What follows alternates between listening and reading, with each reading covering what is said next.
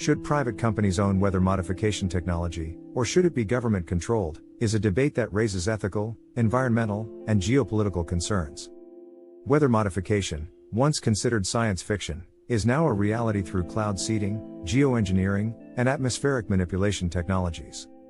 Cloud seeding, the most widely used form of weather modification, involves dispersing silver iodide, salt, or other particles into clouds to stimulate precipitation. Governments and private entities have already used cloud seeding to increase rainfall, reduce drought impacts, and prevent wildfires in various regions. China operates one of the largest weather modification programs, using cloud seeding across thousands of square miles to control rainfall, snowfall, and drought conditions. The United Arab Emirates has invested millions into artificial rain projects, using cloud seeding to supplement its naturally arid climate. Some U.S. states, including California and Texas, have experimented with cloud seeding to increase water supply during severe droughts. Proponents argue that weather modification technology can help mitigate climate change effects, prevent disasters, and improve global food security. Private companies developing weather modification technology claim that market-driven innovation can improve efficiency, cost-effectiveness, and rapid deployment. However, critics warn that privatizing weather control could lead to serious ethical and economic consequences, creating a monopoly over an essential resource. Allowing corporations to manipulate weather patterns raises concerns about profit-driven weather control, where access to rain, snow, or storm prevention is sold. If a private company owned advanced weather modification technology, they could charge nations or regions for favorable weather conditions, creating global inequality. Corporations could also weaponize weather control, manipulating rainfall for agricultural advantage or depriving competing nations of water resources. The militarization of weather modification is already a concern, as historical records reveal past experiments in using weather as a strategic tool. During the Vietnam War, the U.S. military launched Project Popeye, a secret operation using cloud seeding to extend monsoon seasons and flood enemy supply routes.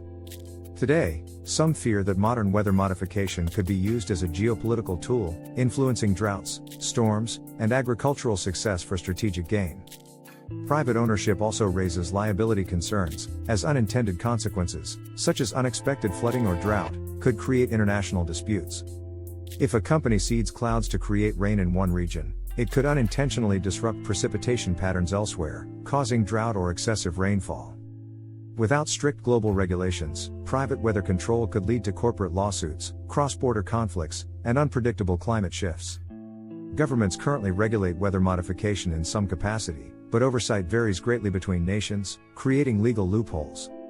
Some argue that weather control should remain under government supervision to ensure fair, ethical, and scientifically responsible use of the technology.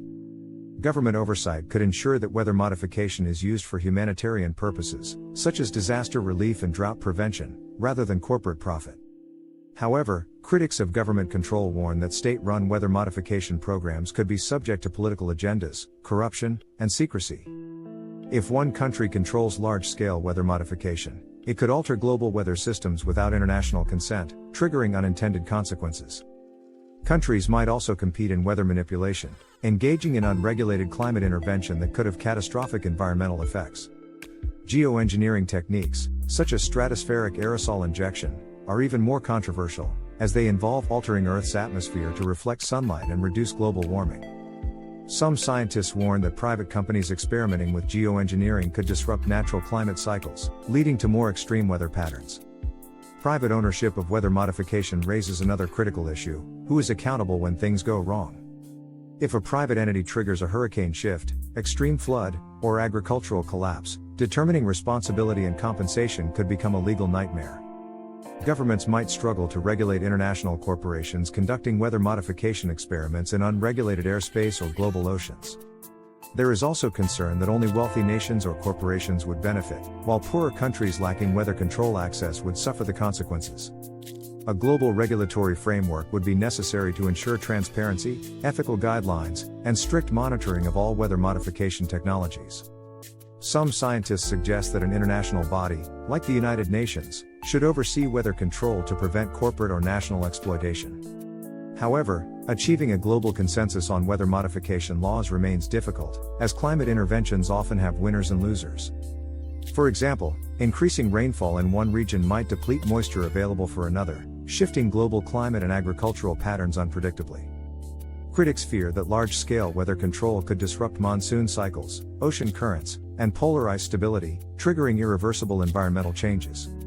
Ethical concerns also arise regarding tampering with nature, as some argue that human-engineered weather control could have long-term ecological consequences. While cloud seeding is relatively low risk, more extreme interventions, like hurricane suppression or artificial drought relief, could have unknown side effects. If private companies dominate weather modification, research may focus on profit-driven projects rather than sustainable, scientifically responsible climate solutions. Supporters of privatization argue that corporate investment drives faster innovation, helping develop new methods for disaster prevention and water security. They believe that government bureaucracy slows down progress, while private companies could deploy solutions quickly to regions in urgent need.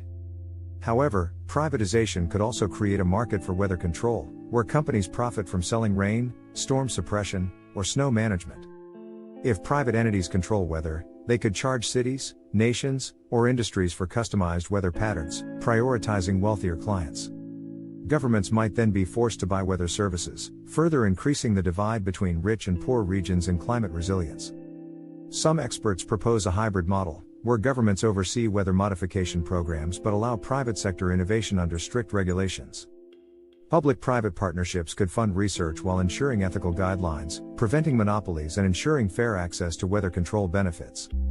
The debate over who should own weather modification technology will intensify as climate change makes droughts, wildfires, and hurricanes more frequent and severe.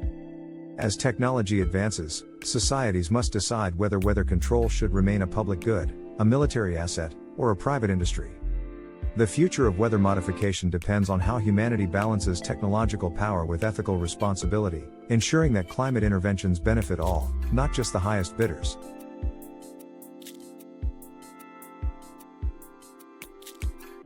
Whether private companies or governments control weather modification, one fact remains clear: the power to alter the climate must be handled with extreme caution.